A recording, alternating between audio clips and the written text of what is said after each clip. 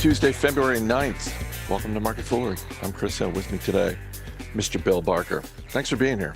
Thanks for having me. We've got commercial real estate.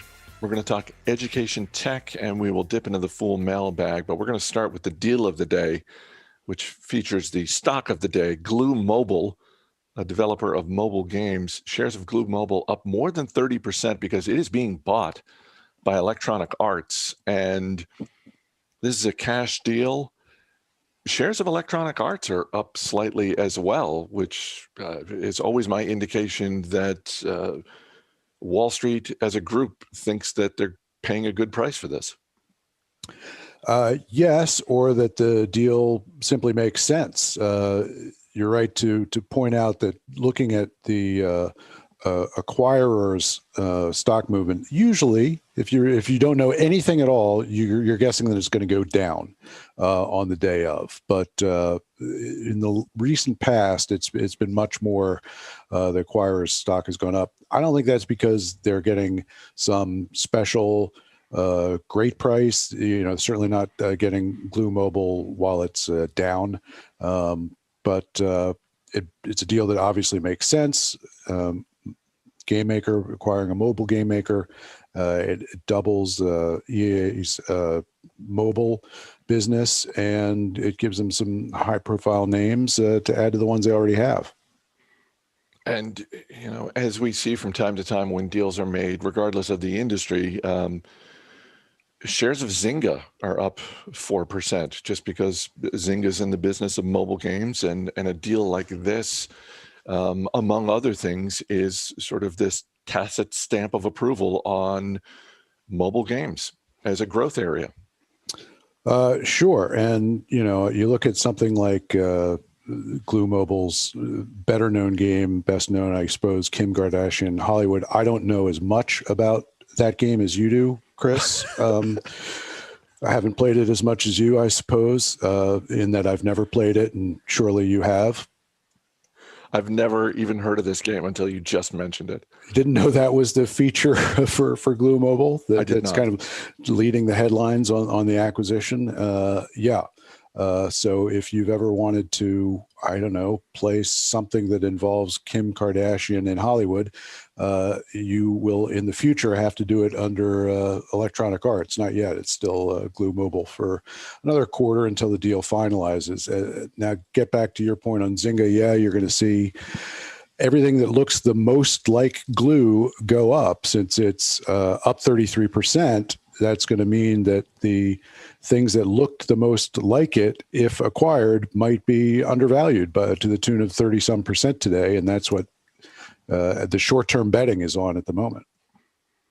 Simon Property Group is the largest mall operator in America, and shares are up 4% because Simon Property updated and improved their guidance for 2021. And we also have Jones Lang LaSalle out with their fourth quarter report. Profits came in higher than expected. Take them in whichever order you want, but just on the surface, you got two big commercial real estate companies here with positive signs. Let's just start with that. Positive signs, I'll give you that. Simon Property is acting a little bit better as a stock at the moment for the day than Jones Lang LaSalle has so far. So it's one of the major mall operators, owners and operators, and obviously it's been a very tough year, which can be summed up, I think, by sort of the numbers that they break out for Q2 through Q4 in what they've collected. And so they say that they've collected 90% of their net billed rents. And what that actually breaks down to is if you ignore the $100 million in bankruptcy-related write-offs, the $340 million in deferrals that they've agreed to on payments, the $410 million that they've agreed to, $410 million on abatements, then it's 90% of that after you adjust all that. So really it's about 70 to 75% of the original contracted amounts. Look, they're letting tenants not pay some things. Obviously, the stuff that's in bankruptcy, they can't do much about. They've agreed to collect some rents later. They've agreed to acquire some of, or at least significant parts of the businesses of some chains. So rather than have a bunch of stores go under, they're the owners of those stores, since they are in a healthier financial position than some of their tenants. It's been a tough year. They're in the properties you would want to be in, real, landmark malls. And I think that, things look a little better today. They look a little better every day for something like a mall operator than they did 3 months ago, 6 months ago, 9 months ago. This earnings season, we've seen almost this scatter shot across the market, across different industries, in terms of businesses and their willingness to offer guidance for 2021 and beyond. I think it's reasonable when we're talking about whether it's mall operators or something like Jones Lang LaSalle and office buildings. I think it's perfectly reasonable to sit back and say, you know what, we're just not going to know for a while. There is a version of this for Simon Property where 6 months from now, and then for the subsequent 12 months after that, we do see sort of this swell of customers back into malls, and therefore tenants as well, in part because people have just been cooped up for so long. And the same can be true for office buildings as well. Yeah, there's a lot harder job for Jones Lang LaSalle to give guidance. I'm not sure that they did, or what their standard practice on that is. With Simon, it's a little bit easier. You know what your contracts are for the year. You've got some reasonable numbers about how many of those tenants are going to struggle to pay rent. You can make some projections. You don't have as many moving parts of your business as Jones Lang LaSalle, and you don't have your business. You do have part of your business, part of the rents that Simon Property takes in are based on percentage of sales within the malls, but still they've got enough expertise to make some reasonable guesses, as long as they pointed out in their guidance, there are not any further governmental ordered shutdowns of the malls. So what's open now is open, is part of the guidance. If there are any closed, they have expectations of when those will open. Jones Lang LaSalle, they're much more tied into the real estate market itself, and as prices adjust, as tenants figure out what they can do, that is something that Jones Lang LaSalle cannot control to the degree that it, from what I can see, is comfortable giving guidance right now. Chegg's fourth quarter profits came in higher than expected. The education tech company also raised their guidance for the new fiscal year. This is one of those stocks that has doubled over the past year because when you're in the business of educational technology and remote learning being what it is, not a surprise that we're not seeing big movement out of Chegg shares today, but certainly over the past year, this has been a winner. Yeah.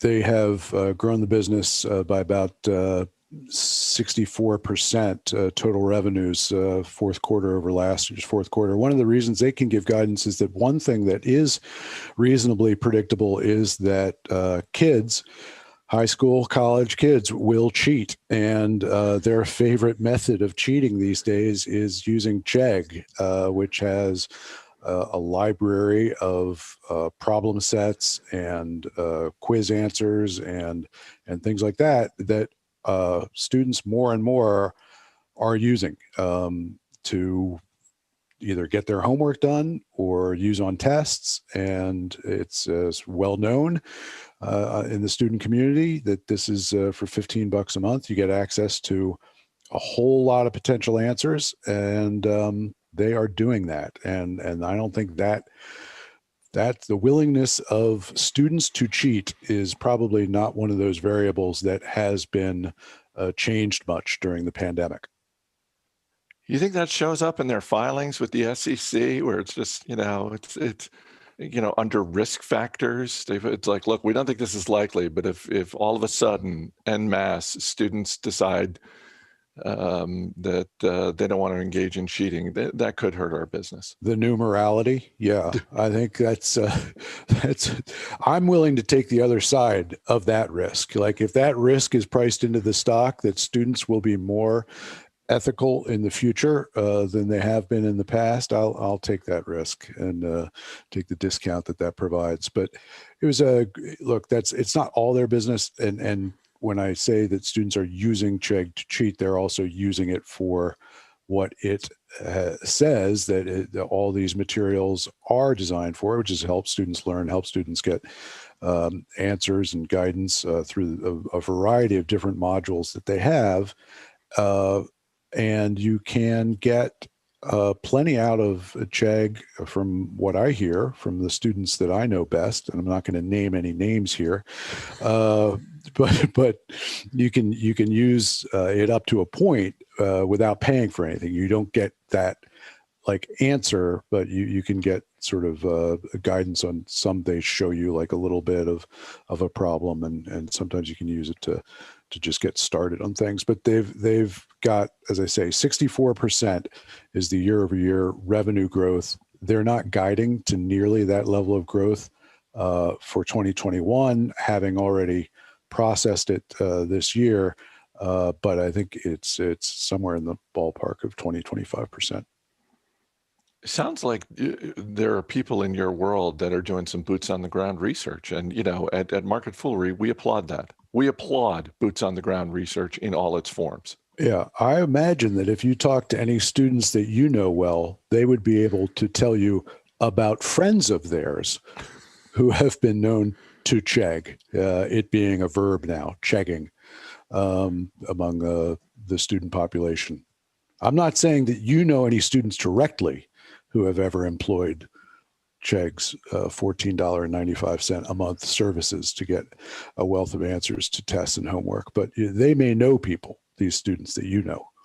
Historically, all kidding aside, historically, it has worked out well for businesses and their shareholders when the name of that business becomes a verb. To Google, yes. To Zoom. Yeah, it becomes a moat. And just as the Zoom is there, and there are competing services, some of which may be close to the same level of quality as Zoom, some of which certainly are not. But yeah, if you've got the verb for what you do, you're in good shape. Our email address is marketfoolery@fool.com. Got an email from a longtime listener and member of our Motley Fool One service, and he asked that we not use his God-given name, so we're not going to do that. But it was a lengthy email, so I'll just sort of sum up. He prefaced the email by saying that you, Bill Barger, you're his favorite guest on MarketFoolery. So that was the start of his email. Barker's my favorite. So keep that in mind when I say what I'm about to say. And he went on to respond to some comments you made on last Thursday's show when you were talking about eBay having grown 6% annually over the last 15 years. And because I was saying, hey, eBay is sort of underrated. And your response is like, you look at the performance, it's not that great.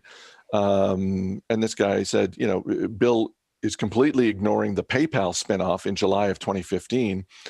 I can vouch that the last batch of shares of eBay that I bought 15 and a half years ago are up about 9x or over 14% annually when considering both the eBay and PayPal shares from that purchase. And that doesn't even include the dividends that eBay started paying in 2019. So taking issue fairly, it seems, with your math. A couple corrections. One, is that he didn't say that I was his favorite. He said, you two are a favorite duo of mine.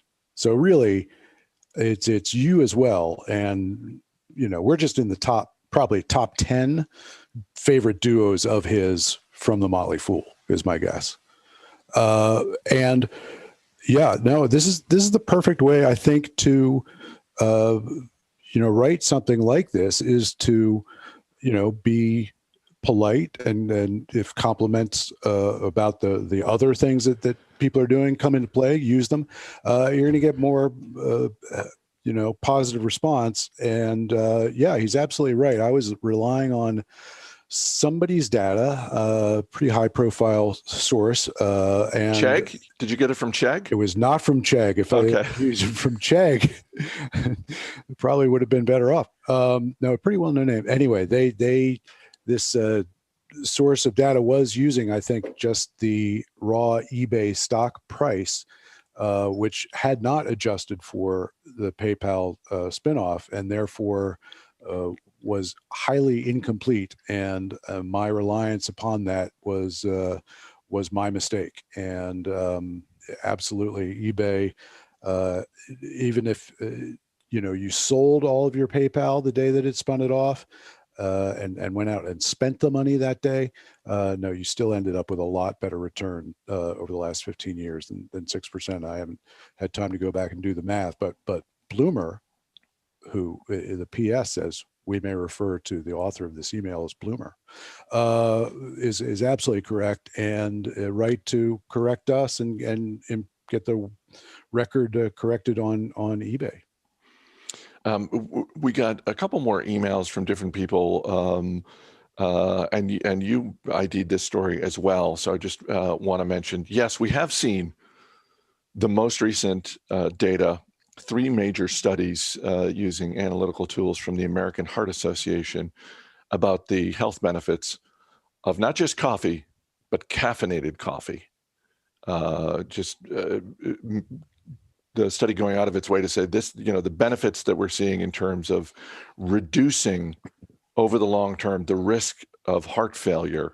You want to go with caffeinated coffee because the benefits did not extend to decaf coffee. Yes, and the studies also, I think, pointed out that they were promoting black coffee, and that the costs of putting in milk, dairy, and sugar into the coffee were not good for your heart. And so, yes, we exist on the show partly to promote the health benefits of coffee. And here's yet another highly scientific study. I hope everybody out there still believes in science, and that if that's an excuse to drink a little more coffee, it goes into, this is another one of those studies like the benefits just keep going the more coffee you drink in a day. So if